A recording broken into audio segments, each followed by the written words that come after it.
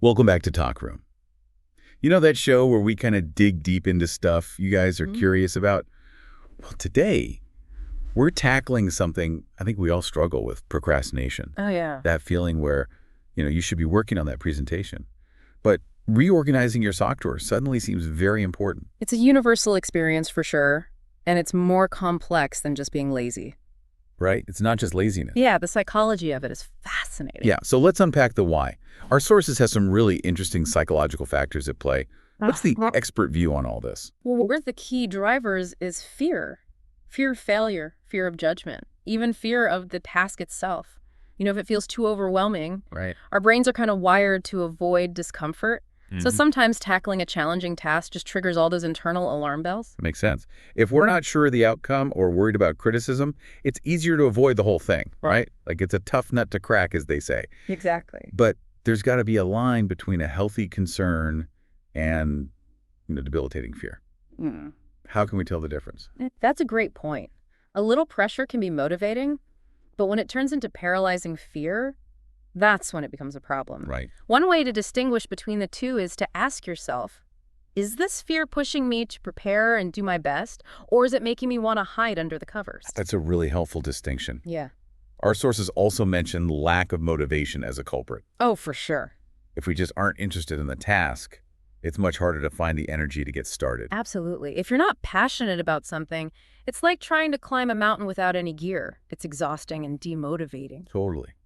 But sometimes even when we are motivated, we fall prey to the planning fallacy. Oh, yeah. We convince ourselves we have way more time than we do. All the time. Oh, the planning fallacy explains why I always think I can finish a week's worth of work in a day. Yeah. Our sources suggest this cognitive bias is surprisingly common. It really is. Is there any research on how often this trips us up? There's a fascinating study, actually, from 1994, where students were asked to estimate how long it would take them to complete their academic assignments. Okay. On average, they predicted it would take about 34 days. But in reality, it took them 56 days. Wow. That's a big discrepancy. So basically, we're all terrible at estimating how long things will take. Pretty much. No wonder we end up procrastinating. Yeah. So let's move on to recognizing the signs. Okay. Our sources give some pretty relatable examples that might resonate with you. Think about those classic avoidance tactics. Scrolling social media endlessly when you should be working on that report. Suddenly deciding to deep clean your entire house when a deadline is looming. Or finding yourself knee-deep in Wikipedia rabbit holes about 18th century cheesemaking techniques. Yes. When you're supposed to be finishing your taxes. We've all been there. Exactly. These are all ways we distract ourselves to avoid confronting the task at hand. But recognizing these patterns is the first step to breaking free from them. And once we've identified our procrastination tendencies, we can start implementing some practical strategies. Right. Our sources outline some excellent advice for tackling this head-on. What stands out to you? One of the most effective techniques is breaking down daunting tasks into smaller, more manageable steps. Imagine you're facing a massive research paper. Instead of getting overwhelmed by the sheer scope of it, break it down into smaller chunks, research outline, first draft revisions, etc. It's like that old saying, how do you eat an elephant? Exactly. One bite at a time. One bite at a time. Each small step feels more achievable, and the momentum builds from there. Precisely. Another powerful technique is the Pomodoro technique. Yes. You set a timer for 25 minutes of focused work, followed by a short break. This helps maintain focus and prevents burnout. It does. I've heard about that. Yeah. But tell me, is there any research to support its effectiveness? Yeah. Does it work for everyone? Or are there certain personality types who might benefit more from it? That's a great question. The Pomodoro technique was developed by Francesco Cirio in the late 1980s. And while there haven't been extensive scientific studies, anecdotal evidence and user reports suggest that it's a highly effective time management method for many people. Okay. It seems to be particularly helpful for those who struggle with distractions and maintaining focus for extended periods. However, some individuals with a strong preference for deep, uninterrupted work might find the frequent breaks disruptive. So it really just depends on, your personal work style and preferences. But for many, the structured intervals of focus and rest can be a game changer. Interesting. It's fascinating how different techniques resonate with different people. Our sources also recommend implementing a reward system. Yeah. Sounds simple, but treating yourself after completing a task can reinforce that positive behavior. Absolutely. It taps into our brain's reward circuitry. When we associate completing a task with something pleasurable, we're more likely to repeat that behavior. It's like training yourself to crave that sense of Yeah. accomplishment. Okay. Our sources also emphasize minimizing distractions, turning off notifications, Right. finding a quiet workspace, and communicating your need for uninterrupted time to people around you can make a world of difference. For sure.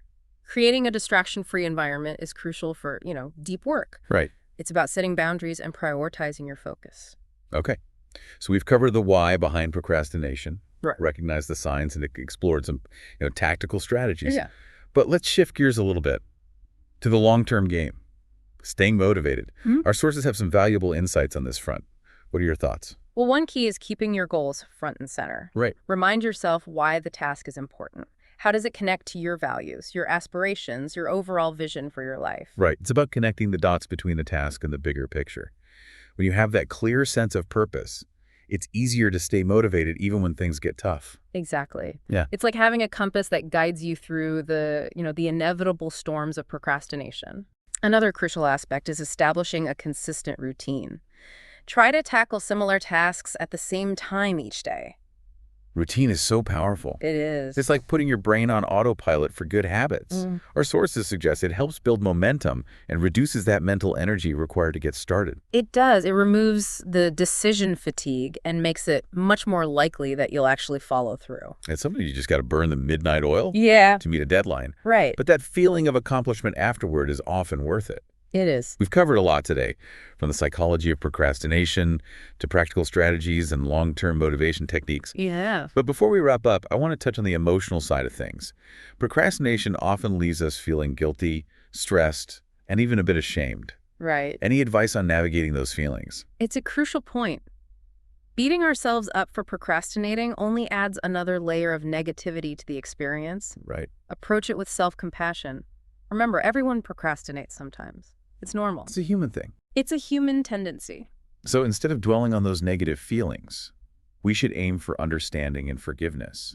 It's about acknowledging that overcoming procrastination is a journey, not a destination. Exactly. Celebrate the small victories along the way. Even taking a small step forward is better than staying stuck. It's like learning any new skill. It takes time, practice, and patience. There will be setbacks, but the important thing is to keep learning and keep growing. And to keep those strategies we talked about in mind, breaking down tasks using the Pomodoro technique, rewarding ourselves, minimizing distractions, staying focused on our goals, and establishing those routines. Yeah. It's about building a toolkit for productivity and motivation that works for you. You got it. It's about finding a sustainable approach that helps you live a more fulfilling and meaningful life, not becoming a superhuman productivity machine. That's a great way to put it. So for all of our listeners out there who might be struggling with procrastination, what's the one key takeaway you want them to remember from today? I think just be kind to yourself. Don't let procrastination define you. It's something you do, not who you are. You have the power to change your habits and achieve your goals. And most importantly, enjoy the journey. I love that. It's not about being perfect. It's about progress. Exactly. And finding what works for you. Yeah. Well, there you have it, folks. A deep dive into the world of procrastination. We explored the psychology behind it, learned to recognize its sneaky signs, and discovered some really powerful strategies to overcome it, all with a healthy dose of self-compassion. It's been a pleasure unpacking all of this with you. The pleasure was all mine. And for our listeners, don't forget to check out the link in the description for a download of all the key terms and phrases we used today. It's a great resource for expanding your vocabulary and understanding those colorful expressions. It's like a little bonus procrastination busting toolkit. Exactly. And if you found this deep dive helpful, hit that subscribe button to join us for more insightful explorations. We've got some fascinating topics lined up that we can't wait to share with you. We're on a mission to unpack knowledge and make it accessible and engaging for everyone. Speaking of exciting explorations, in our next episode, we're diving into a topic that's sure to spark your curiosity. Think human behavior, the power of stories, and maybe even a few mind-bending illusions. Ooh. It's going to be a wild ride, so buckle up and stay tuned. Can't wait. That's it for today's deep dive on procrastination. Thanks for joining us in the talk room. Remember, you got this. Now go out there and conquer those tasks. We believe in you. Until next time, keep learning, keep exploring, and keep those brains buzzing.